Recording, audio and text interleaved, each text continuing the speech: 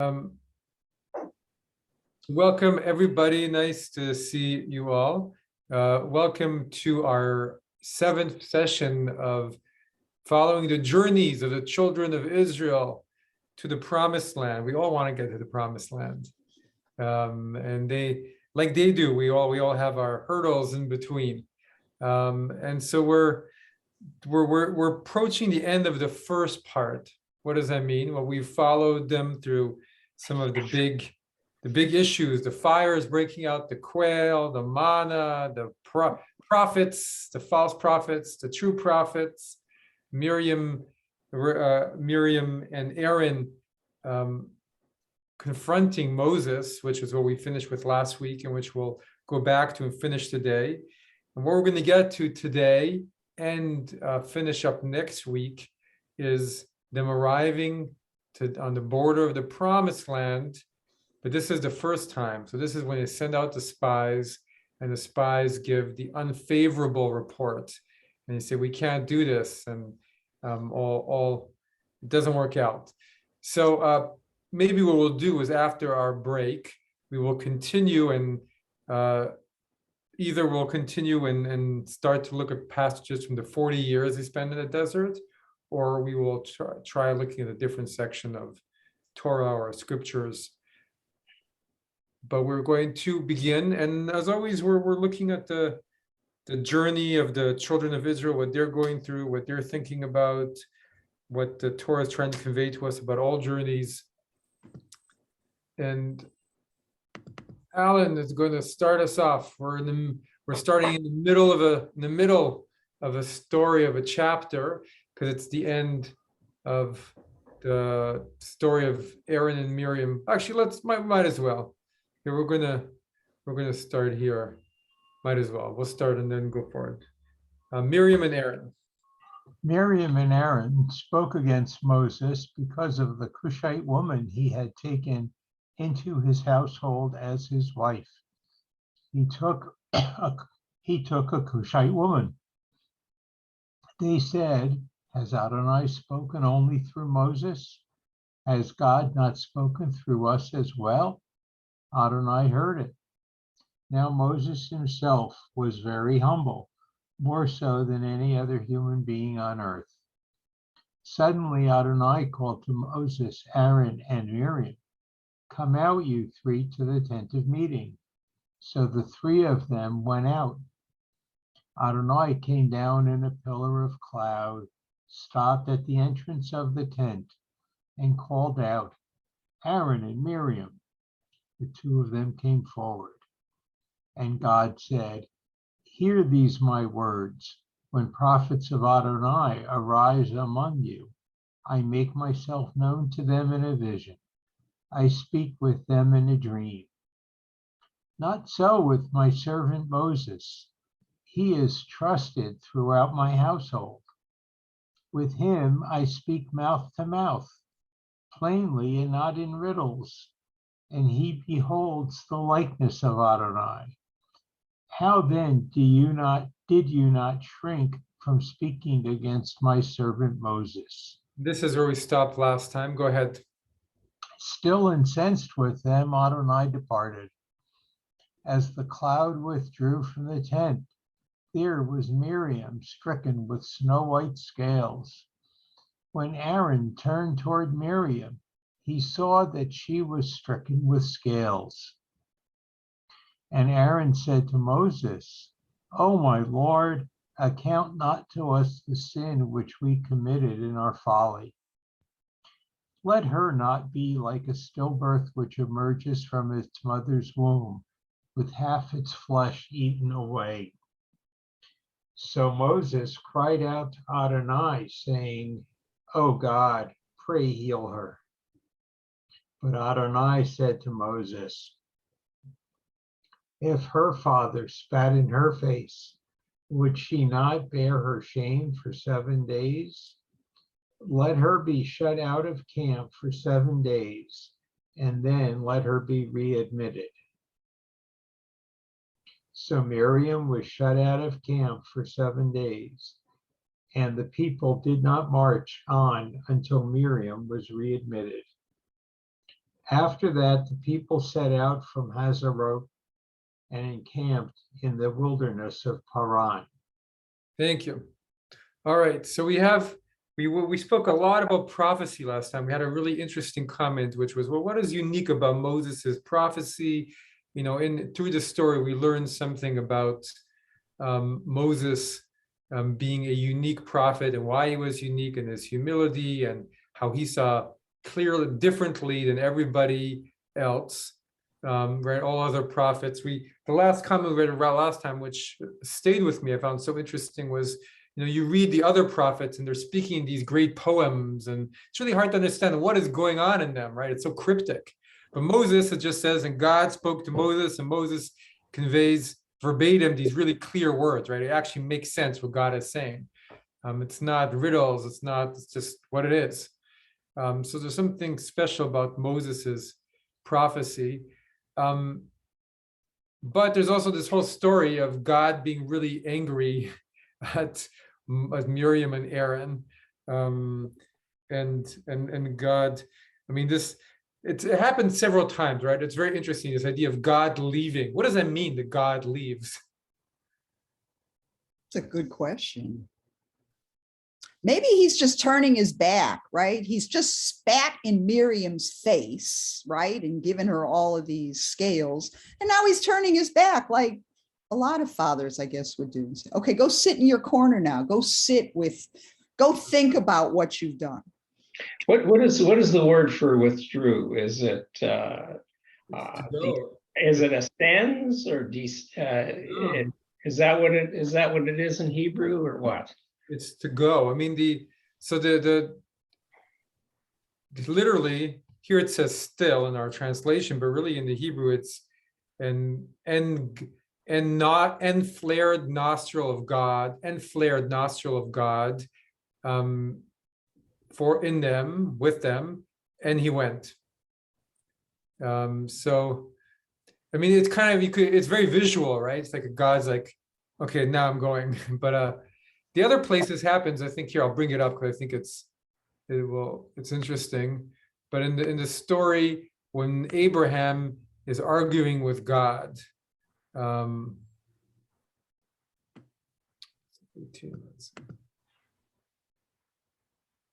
19. Right, so God says, will you sweep away? What if there are 50 people there? What if there are 45? You know, what if there are 30 there? And he says, so God says, and he says, let not my Lord be angry if I speak, but this last time, what if 10 should be found in Sodom and Gomorrah? Will you still destroy them? God says, I will not destroy for the sake of a 10. And then having finished speaking to Abraham, Adonai departed. Same thing, right? God departs. And Abraham returned to his place. Why is it sometimes written out in Hebrew and Adonai, and then other times it uses the English God? Well, this is the latest translation by JPS, and they put the Yud He Vav He there because they say there's no way to translate. Okay. So there's no particular reason, just the translation. It's just the way the translation picked it. Yeah. Anyway, God departs. It's like, is it a sign of displeasure that God departs? Like, I'm cutting this conversation short, like you were saying, like your dad, you know, it's like you're in an argument, right? And whoever you're arguing with says, and they just leave. That's like a sign, okay, I'm not talking to you anymore. Well, he did his work. Done. Yeah, he's done, right? I'm done, exactly. Talk to the hand. I'm done with you, exactly. Why was Miriam singled out and not Aaron? That's a good question. Good question. Do you know what that might be? Is that we're not getting the whole story here. There was probably between Miriam and Aaron, I was thinking about this the other day, some internal, and not only dialogue that isn't mentioned here, but some internal thought that they personally had as they were thinking about speaking with each other. And I assume that Adonai is monitoring or listening to all of this stuff. So It's possible that Miriam initiated this thing, or Miriam was the culprit here, just the way Eve was the culprit in the Garden of Eden. So women have a lot more interest in this generally, and who's marrying who and who, what Moses did, than probably the men do. That's my sense of this. But we don't get the whole story. So they're no. Yeah. Well, if we go back to the first verse, right? Miriam and Aaron, right? Miriam comes first. So it's Miriam who started it, right? That's what the commentator said, because right, she's mentioned first in the Torah. So she's the one who started talking poorly about Aaron, but it is curious. Let's see if we can find something about it. I didn't pull up those. I was pulled up other stuff, but why is it that's Miriam and not Aaron? Why? But also too, I noticed when God calls them, he calls Aaron first, and God Yes. called Aaron and Miriam, so he pulls Yeah. Aaron in first. He's named first to get yelled at. Yes, and worse, right? Worse than yelled at, right? Well, here she's getting, why is he spared, right? Yeah, why is he spared? Could be that he gets his recompense at a later time. But he's also punished by seeing someone he loves hurt. That's true. Yeah. And he- remember, these are the older siblings of the youngest sibling. And the baby of the family now is talking directly to the Lord. And I can see why there might have been some jealousy. But what Miriam says at the beginning of this, Yeah. hasn't God spoken through us also? Yeah. I don't see where Adonai has spoken through Miriam, unless the timbrels at the crossing of the Red Sea was Adonai speaking to her then. Is that why she picked up the tambourine and sang the song? So what you're saying is that objectively, Aaron's had a much stronger prophetic, Yeah. right? I mean, Aaron has been tasked with much more responsibility, right? As the head priest of Israel. Yeah. But he never really makes expiation for the golden calf incident. I mean, I'm still trying to get over the golden calf incident. I'm Well, sorry, it's I personal. really agree with you. So, but here's what the Midrash says about this. If you can read on the right here, it's being brought by the Or HaChaim. And here she was, because it says, if you look at the verse, it says twice, as a cloud withdrew from the tent, there was Miriam stricken with white scales. And when Aaron turned towards Miriam, he saw that she was stricken with scales. It says it twice, right? That she's stricken with scales. So here it repeats, there was no need to repeat this, seeing that Torah had already mentioned it in the first half of a verse. According to Sifri is a midrash, right, who claims that Aaron too had been afflicted, the repetition could mean that whereas Aaron had already been cured, Miriam continued to be afflicted. According to Sifri, Aaron's affliction disappeared as soon as he turned towards Miriam. Accordingly, we would have to assume that Moses had not been looking at Miriam at all. Why else would he have to be informed by Aaron of her affliction before he would pray for her? So what it's saying is that Aaron got it too, but when Aaron turned to Miriam because he cares about other people, somehow the scales disappeared straight away. It's a nice way of trying to answer that. It doesn't satisfy the bigger question, but it's a nice way of trying to make it work, right? I mean, if you go back to that first verse, I think we should then go forward, but there's, right, the first verse, Rashi will say they were speaking between each other, right? As you were saying, there's a whole thing about it, that they weren't speaking out loud. They were only speaking to each other, and they thought nobody could hear, but God can hear, right? You don't have to speak. God can hear whether other people can hear or not. But okay, I don't know. Anybody have any other thoughts why it could be, why Aaron, not Aaron, only Miriam? I'm thinking that this is patriarchy. I'm thinking that the writers of this text, okay, it's supposed to be Moses that wrote this text, right? Although if Moses wrote it, I don't know why he's calling himself humble. That doesn't make any sense. You don't call yourself humble if you're humble. But I think the writers of this text. God was dictating to Moses according to the. Of course. But I think the writers of this text are trying to keep women in their place. Do not challenge the men, ladies. I think that's the message here. I think that's why this is included. No, To- I think often, Nancy, we forget. We're putting our today Right. thoughts onto this. You have to Right, think of what they thought of then. That was a different time. right. And women were not entitled to an opinion. Well, that's at that right. time. So That's that's what just I'm the way saying. it was.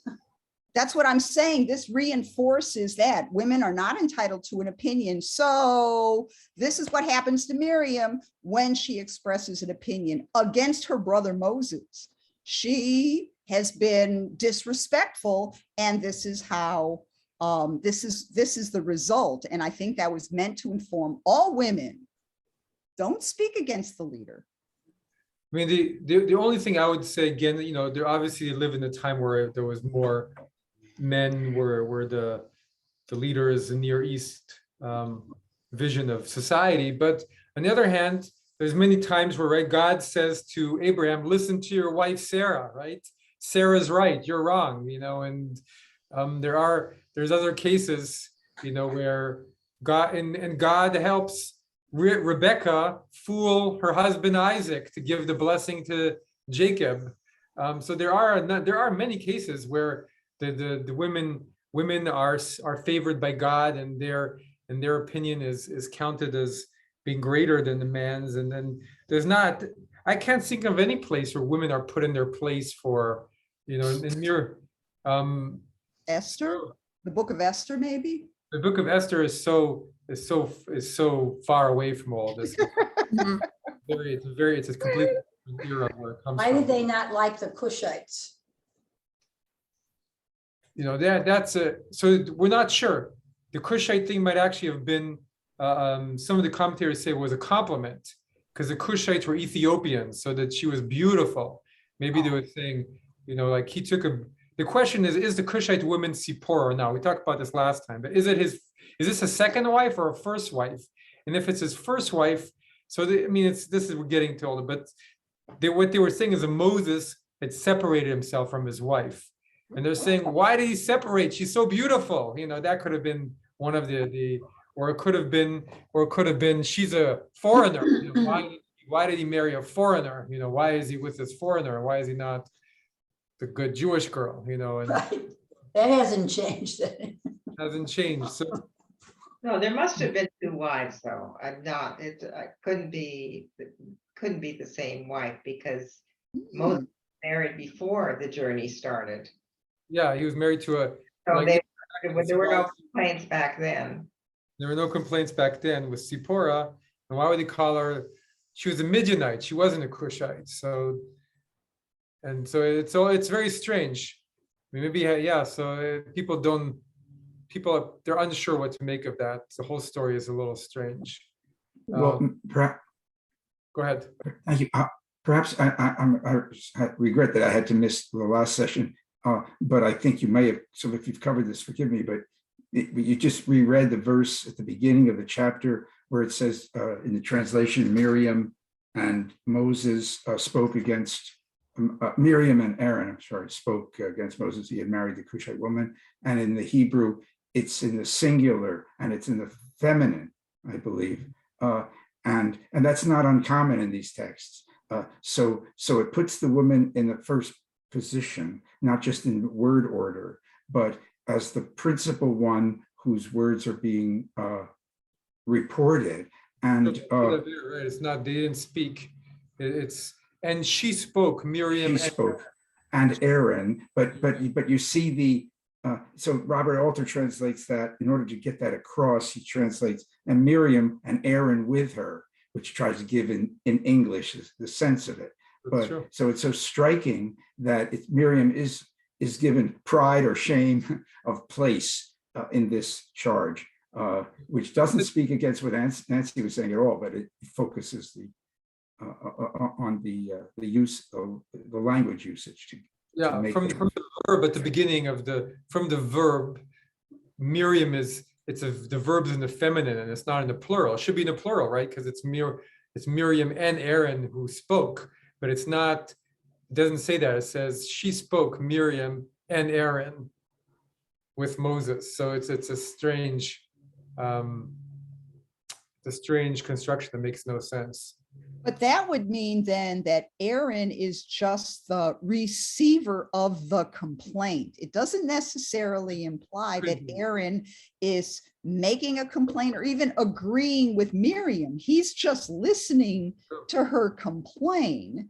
And so because he is the receiver of the complaint, Adonai has to call him in too, right? Yep. But that might explain why only Miriam is punished in this instance. Yeah. Because she is the director of the complaint. He's the one who's doing all of it. He's just the passive one. Aaron tends to be the passive. Passive right? one, So yeah.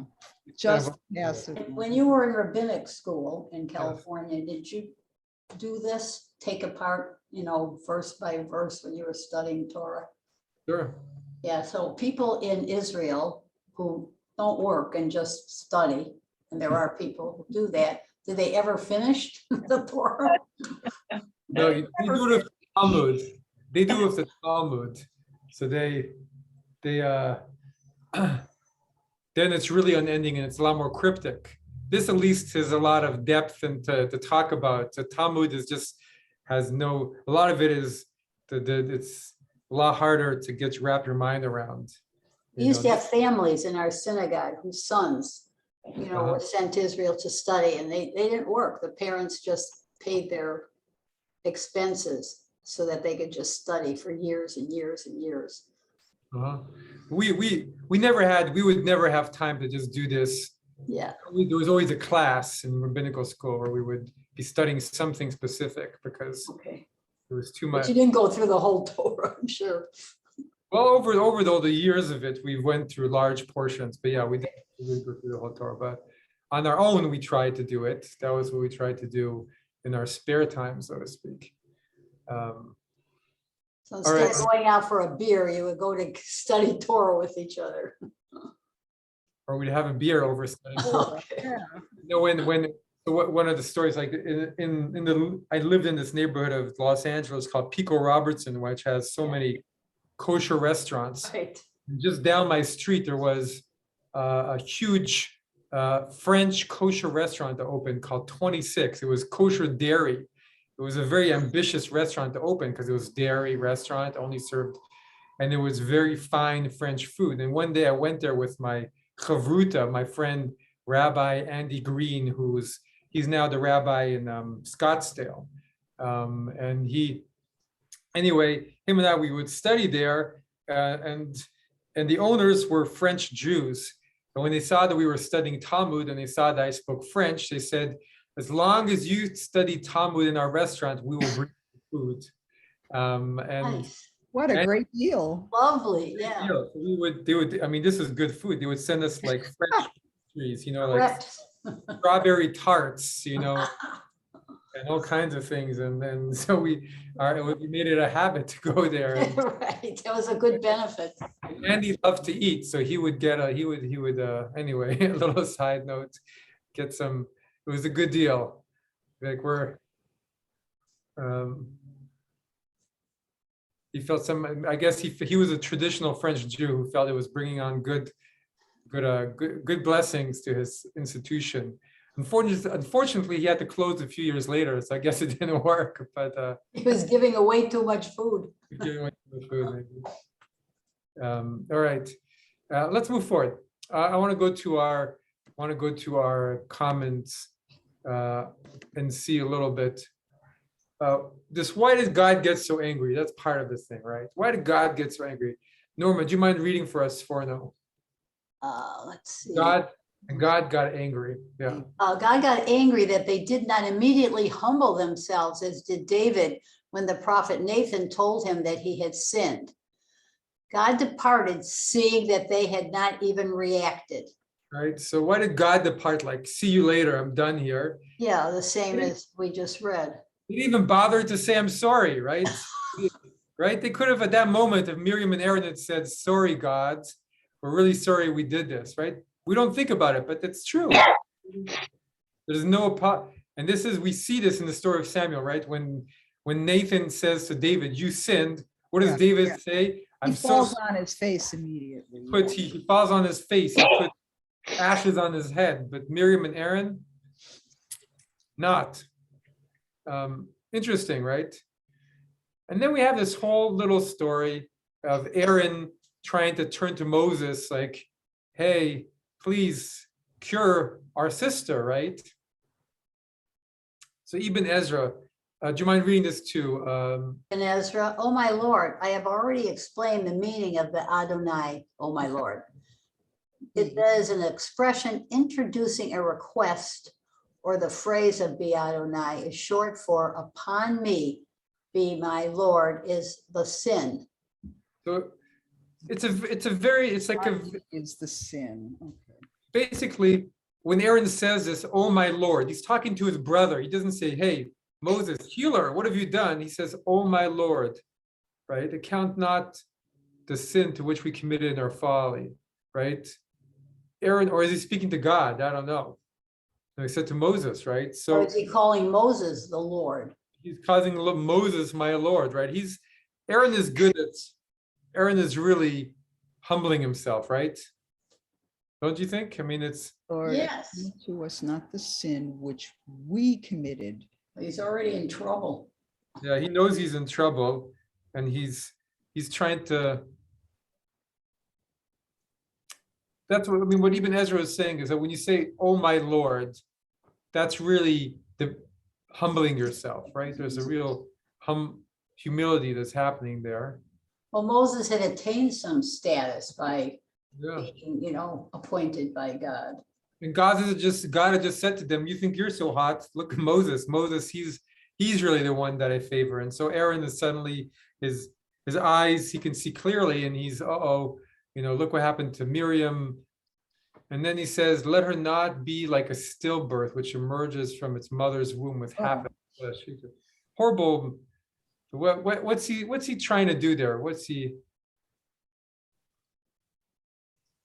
He's trying to get to Moses's heart, right? But this particular image, Uh, I'm sure means much more than on the surface. I mean, a stillbirth is dead, Yeah. right? And if its flesh is half eaten away, it's already in a state of decomposition. Yeah. So if it's in this state and it's emerging, the mother's half dead anyway. Right? It's the worst thing that That would be Yeah. that would be the time that these people would have seen a decomposing body, right? It would only have been a stillbirth being born, because they wouldn't have seen a decomposing body in their own camp. They would have buried the people right away. Interesting. It's flesh eaten away. And where would he get that image from, David? From looking at a stillbirth, somebody that had died, a fetus that had died a couple of weeks ago, and now is being born, and it looks pretty grim. Yeah. And so that would be an image that everybody would be familiar with. But a fetus can decompose in the belly and then come out. Is that really can happen? Yeah, it dies. If it's dead, yeah. It may hang around there before the mother expels it. Right. Right. Oh, horrible. Well, it's a really horrible image. Horrible image. Terrible. You know, And then terrible, right? Let's move on. Let's move on to the good part. Right. Yeah, we don't need well on that image. Unless you want to keep going on. But Moses cries out to God. I know, very simple words. These are beautiful words. These have a very important history in our tradition. All that Moses says is, he doesn't say Mishe Berach Avotenu. He doesn't say a whole long prayer. He just says, El Na Refana La. Oh God, please heal her. Right? El Na Refana. There's a whole chant. There's chants based on this. Okay. We say long prayers, but this is the most beautiful short prayer, maybe in the whole Torah, right? Oh God, Yeah. or just It's anguish. I mean, you hear the anguish in it. Anguish, but it's so direct, right? It's so, we have long prayers, but this is just a beautiful short prayer of trying to heal Miriam.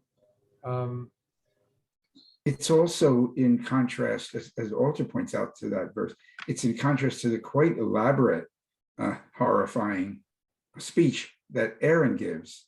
And Norma said, I think, I'm sorry, but someone said that it's really, the stillborn is like a dead person. And exactly that's what it says. It says that right in the Hebrew, can make like a dead one.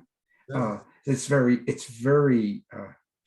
if that anything, I think that heightens it. Because stillborn sounds a little abstract unless you're accustomed to dealing with sad deliveries, but just like a dead one. On arrival.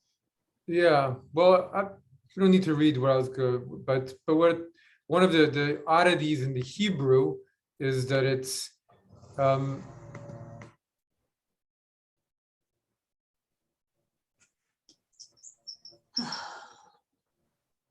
we don't have to go there. We're going to go for it.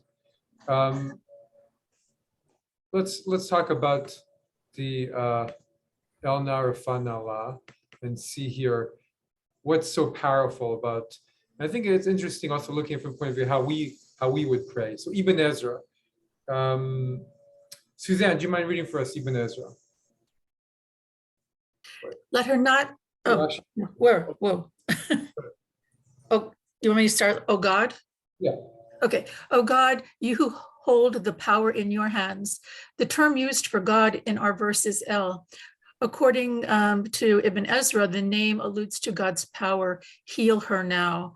God therefore answered him as follows: if her father was angry at her and spat in her face, would she not hide in shame from seeing his face for 7 days? So the name El, right? El, El is, we have different names for God. You call God by different names depending on what you want. Just like when you speak to your children, you have different names for them depending on whether they're being cute or annoying. Or when you say to your spouse, tell your daughter to blah, blah, blah, is when you're really angry, right? So the same with God. We turn to God in different ways depending on what we're trying to get to. So Rashi here we say, heal her now, oh God, I beseech thee. Scripture intends to teach you by this form of prayer the correct altitude in social life. That should be attitude, I expect. If one is asking a favor or of his fellow man, he should first say 2 or 3 words of supplication, then solicit a favor, right? Oh God, he just says, oh God, please turn to her. And then this comment is really important. Suzanne, do you mind reading? Heal her, I pray thee. Why did Moses not pray at length? In order that Israel should not say, his sister is in trouble and he stands and offers long prayers. Another explanation is he did not pray at length so that Israel should not say on behalf of his sister, he prays long, but on our behalf, he would offer no long prayer. So No two very different ideas, David's shaking his head. He's like, Well, I think the short prayer somehow reveals the relationship, if we could talk about such a thing, between Moses and the divinity, where he doesn't have to beseech him, he doesn't have to approach him with politeness. It's as if when he says that to the divinity, it happens. So that he and the divinity, he has somehow call or command on the divinity in some way that other people don't. Other people have to spend a lot of time praying, etc., longer prayers. So I think that speaks to his closeness or relationship, whatever you want to call it, with the divinity. very nice. It's like when you call someone up, you just say, Hey, Shlomo. How's it going? Hi, hey, what's up? That's what you say when you call someone you don't know up. You ask them for something, or you call your spouse up and you say, "Don't forget to bring the milk." Bye. but when you call somebody you don't know, you have to say, hi, how are you? What's going on? Where, how is that? I hope everything's okay. You go through a whole long spiel. Yeah. Very nice. Here is, oh Lord, just healer. The attribute El, which Moses, so here we have Rabbeinu Bachya, who's giving the Kabbalistic view on the names for God, right? Oh Lord, please healer. The attribute El, which Moses prayed to, is the one with the power to heal. It is part of the attribute of justice wrapped in mercy. In most instances, when this attribute is mentioned, it represents chesed, God's loving kindness. In the Psalms, my God, why did you forsake me? God, El, Eli, Eli. So God, the Lord, spoke. The sequence of these attributes is chesed, din, rachamim. The attributes which were employed by God when he created the universe. Anyway, I think what's interesting is just to know that this name of God, El, which is God, just God, is one which in our tradition is very much used to beseech. So if any of us, if we pray to God, you say Eli, my God, right? You say my God, my God. It's a really kind of from the heart way of beseeching God, right? Eli, Eli, my God, please healer. We have prayers that start like that, El Rachamim, right? El Rachamim, right. The God of compassion, right? Beautiful. That's right. The God of compassion. So we say El, when you say Yud He Vav He, when you say Adonai, that's much transcendental. But when you say my God, this is really something you can touch, right? It's something that's really trying to get to for that personal connection. All right, let's just finish this section so we can move on a little bit. Then we have this whole thing. The people did not journey on until Miriam was healed. Dishonor the omnipresent showed her as a reward for the single hour she tarried for Moses' sake when he was thrown into the river, as it is said, and his sister placed her from afar. Right, so she's the one who saved Moses at the beginning of the whole story, and because of that, they didn't just walk out without her. They stayed until she was healed, just for her. The whole camp stayed, which Rashi is saying was something mighty nice of them to do. But God didn't spare her. He still, punished her with the scales on her face, even though she had done such a good thing in the past to save her mother. I know. It means, I know. So exactly, they must have felt that he really must have felt that what she did was bad, right? Terrible. What she did was not, he wasn't happy with her action to question Moses. And I mean, we do see this in general. I mean, everything we've been reading, a lot of it's about the leadership. And when Miriam is a leader, and when you're in a position of leadership, your accountability is much higher, right? When you do something bad as a leader, you have to be responsible for it. And she should have known that by this point that Moses was a leader, and not to badmouth his wife. That's not a nice thing to do. So God was not happy with that, and she had to pay. She paid the price. But I agree with everybody that I do feel Aaron is getting out of this a little too. Somehow he's getting out of it. He always seems to get it. He always seems to, even look what Moses and Aaron are the ones who yell at the people, and Moses strikes the rock. And Moses is the one who again Moses gets punished with not entering the promised land. Aaron doesn't get the punishment. I mean, Aaron died before they entered the promised land, but so Aaron always seems to get a free pass. Well, but punishment at the hand of the divine isn't punishment at the hand of a king. I mean, you've been touched by the divine in some kind of a negative way. So there's some positivity involved in that, even though the painful aspects of the touch you feel. I mean, I think that the fact that Miriam is being punished and Aaron is being left aside tells you something about her status too, with respect to the divine. He has high expectations of Miriam, so he's more closer to Miriam, closer, Miriam. or Miriam is closer to it. Mm-hmm. Can you explain that? how is Miriam favored by, how is Miriam closer to the divine if she's being punished? But Aaron, Well, but you forgot, she's being touched, right? She's being Right. contacted. Okay, Oh, it turns out that the touch causes some sort of negative effect on her. But the fact that she was touched, the fact that there was contact, at least to my mind, means that she was close. Not everybody gets touched by God, even killed by God. I mean, or that's survives the touch, David, or What's that? survives. I'm thinking and Korah. survives the touch, and survives the touch too. Yeah, Yeah, and she gets healed. She gets healed by him, and get healed right away. I mean, this is a cool thing. Well, 7 days. well, then. and God Himself calls Himself her father, right? Sure. He said, "Your father were to spit," blah blah blah, the whole thing. So he's referring to Miriam as his daughter. I mean, it's an interesting thought, but it's I mean, what we can say from this whole long period that we've read, Moses emerges at the top, right? Moses emerges really favored by God. Moses emerges as a leader who's being helped in his leadership.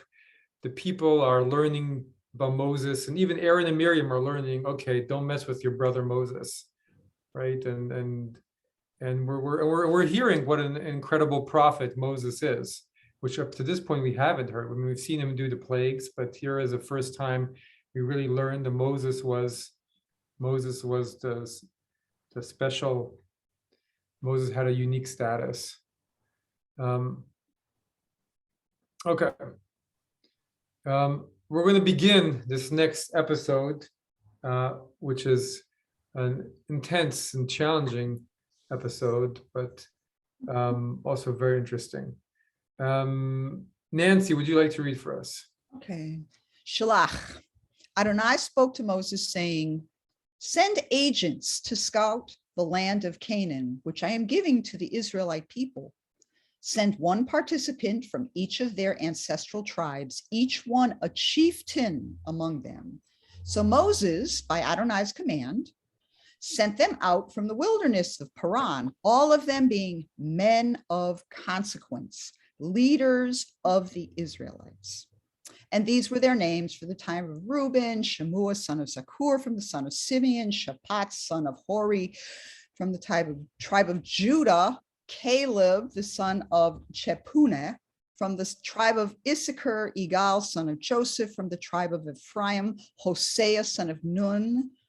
I guess that's Joshua, right? From the tribe of Benjamin; Palti, son of Raphu, from the tribe of Zebulun; Gadiel, son of Sodi, from the tribe of Joseph, mainly the half tribe of Manasseh; Gadi, son of Susi, from the tribe of Dan; Amiel, son of Gamali, from the tribe of Asher; Setur, son of Michael, or Mikhail, from the tribe of Naphtali; Nabhi, son of Vapsi, from the tribe of Gad; Guel, son of Maki. Those were the names of the participants whom Moses sent to scout the land. But Moses changed the name of Hosea, son of Nun, to Joshua.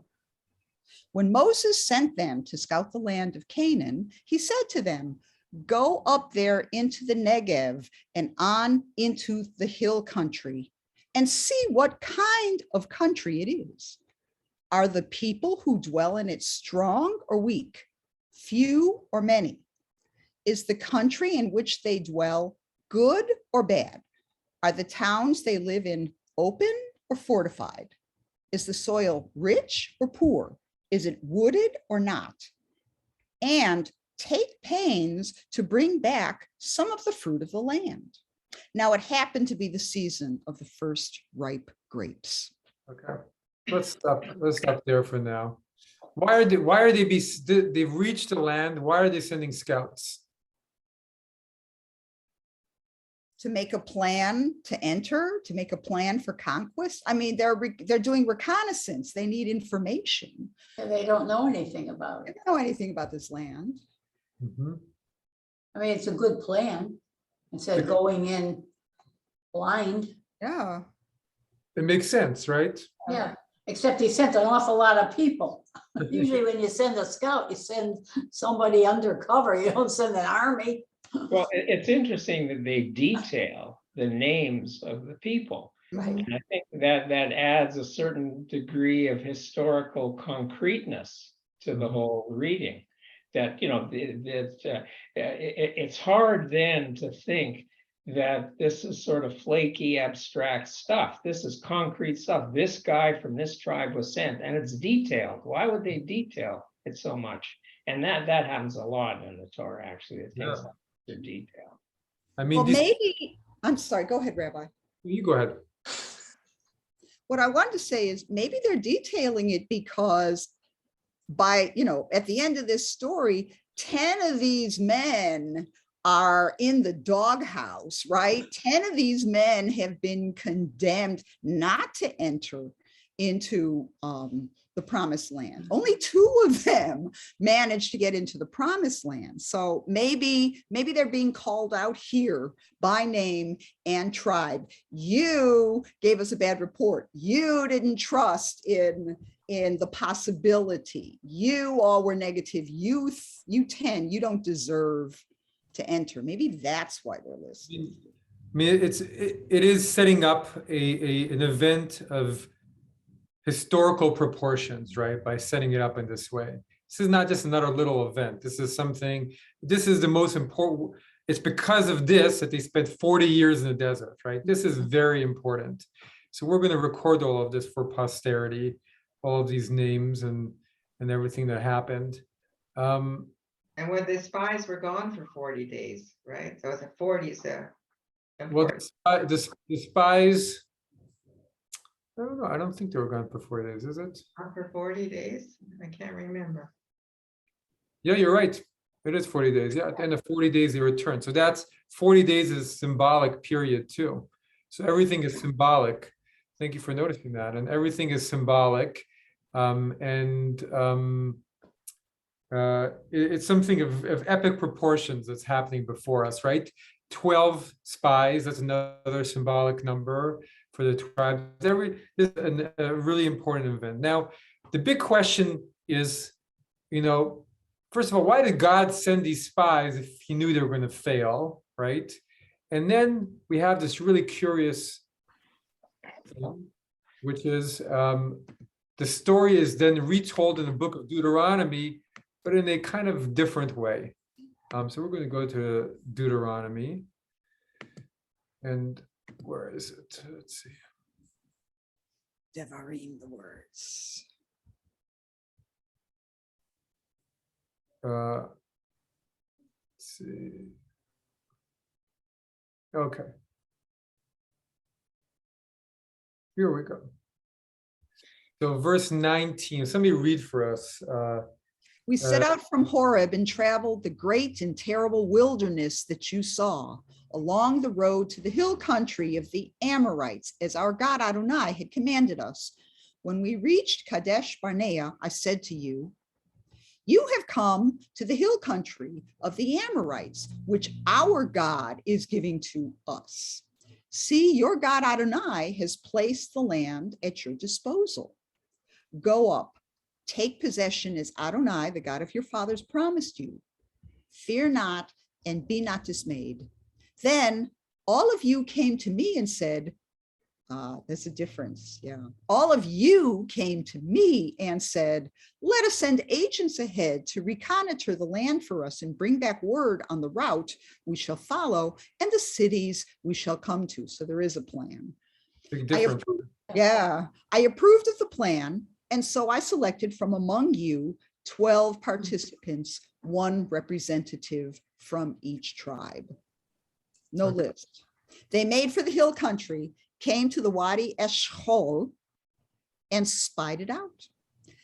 They took some of the fruit from the land with them and brought it down to us. And they gave us this report. It is a good land that our God Adonai is giving us. Should I go on? One more verse, yeah. Yet you refused to go up and flouted the command of your God Adonai. So what's the difference? What's the difference between the two tales? They asked to do that rather than Moses just telling them. Yeah. And if you, The responsibility is more on the people here than yeah. it is on Moses, Right. right? The people make a plan. God does make a plan. Moses does make a plan. The what people was, make a plan.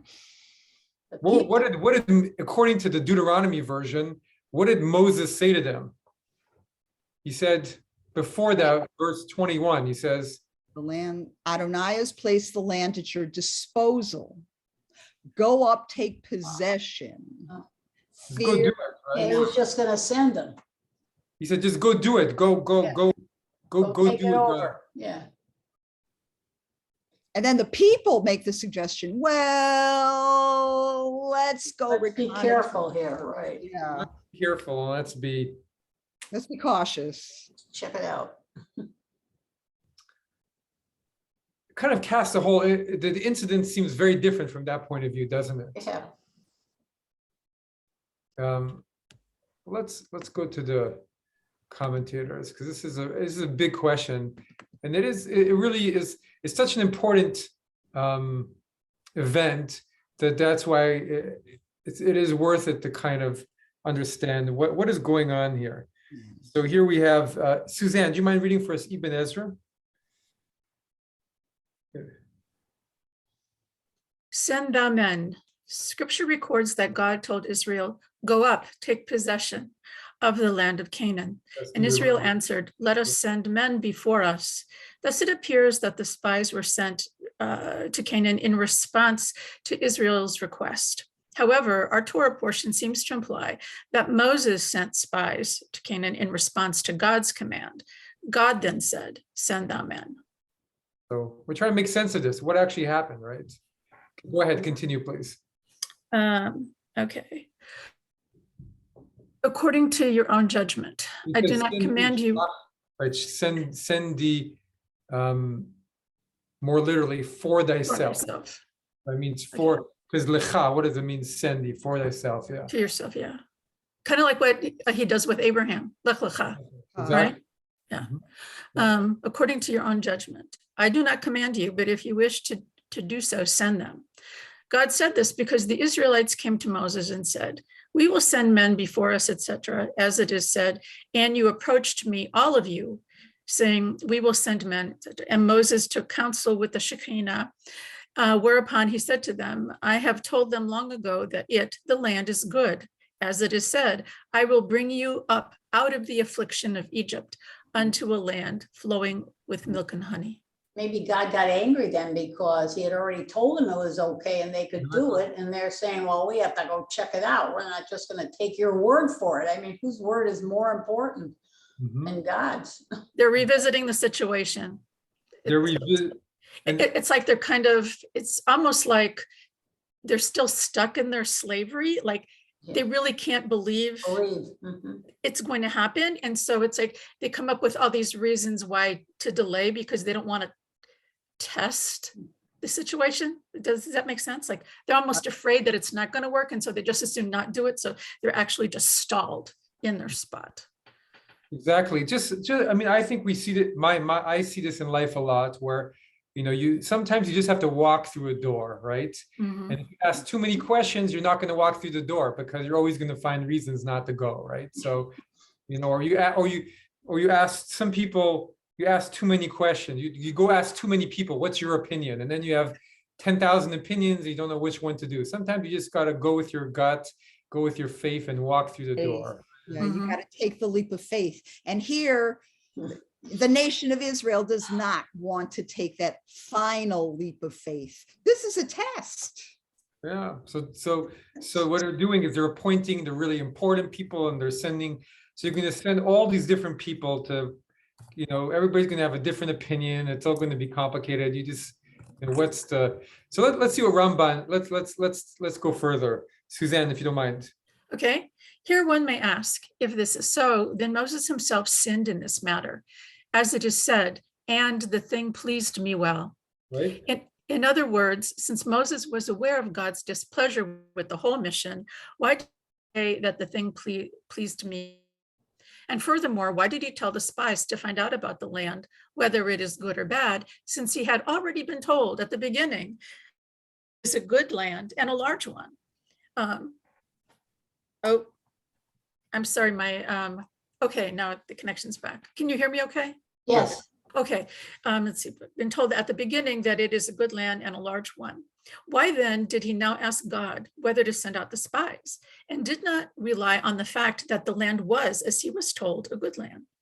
Moreover, what did the spies do wrong, since Moses told them, and see the land what it is, and the people that dwelleth therein, whether they are strong or weak, whether they are few or many.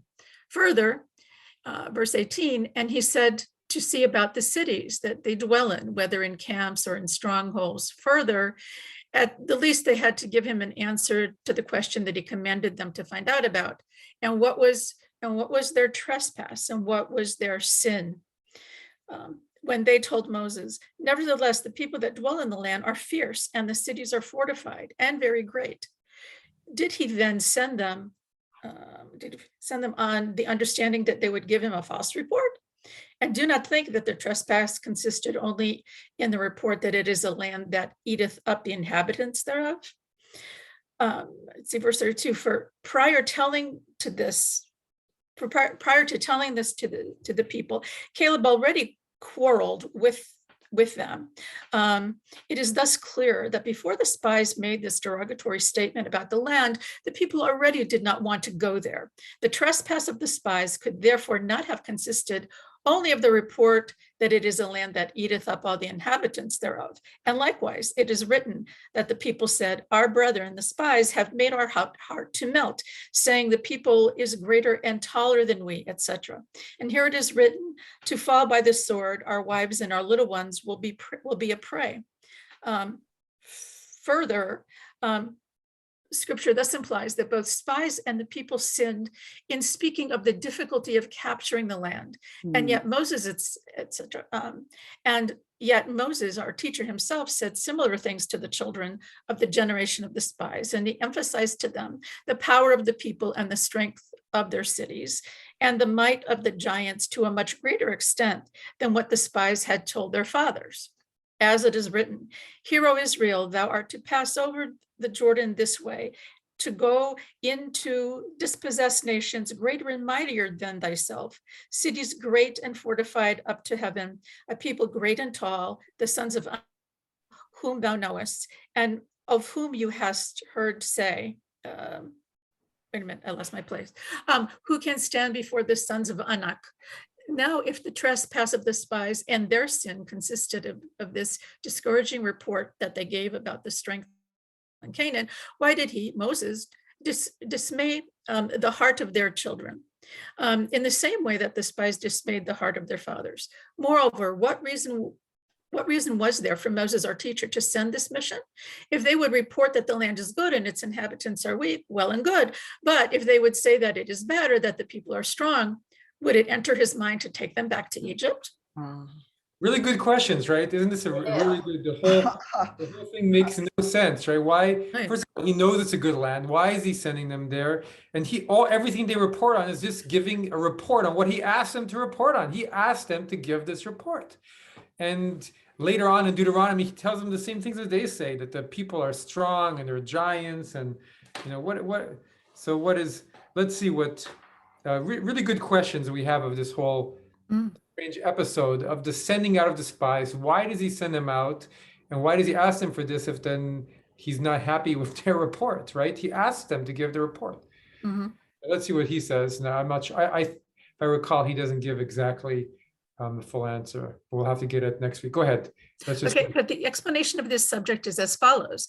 The Israelites wanted to act in the way that all those who come to wage war in a foreign country do, namely to send out men to become acquainted with the roads and entrances to the cities, so that when they return from their mission, the scouts will go at the head of the army to show them the way in a similar manner that which it says, show us, we pray thee, the entrance to the city in Judges. Thus, Israelites wanted the reconnaissance party to advise them which city they should attack first and from which direction it would be easy to capture the land. That is what they said explicitly. And they, the spies, shall bring us back word of the way by which we must go up and the cities unto which we shall come.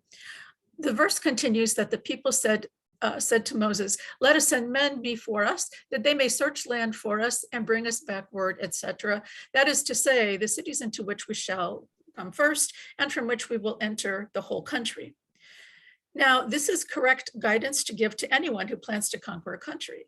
And so did Moses himself do, as it says, and Moses sent to spy out further. Yeah. So I have to go. We're going to finish it next week. Okay. Sorry, I've got to go, but Yeah. we're getting into what is this all about? And I think we'll continue next week. But I think it's a really interesting question. Why did this happen? How did this happen? Who's to blame? What is But What is- God never said that this was a land they had to take over by force. He just said, go there, it's a good place. it's interesting because Good I point. mean he does say it at different places. He says you're going to have to take it over. Oh, he did say that. He doesn't say it at first. He doesn't say when they're leaving Egypt. In Egypt, he just says it's a milk flowing from milk. Right, but yet these people are not trusting because their experience has been so negative from Egypt. Yeah, exactly. They're not warriors, and so they don't. It's understandable. These people are not warriors, and then you're asking of them to take this incredibly fortified land where people are giants, and God's come down with plagues, so you would think God would help you, but it is somewhat easy to understand their initial reluctance. They're not. They're a nation. It's a very sad story the way it all happens. That's the truth. But anyway, we shall go more deeply in next week. Thank you, everybody. Thank Thank you, you. Rabbi. Thank you, everyone. Have a good day, everyone. Pleasure.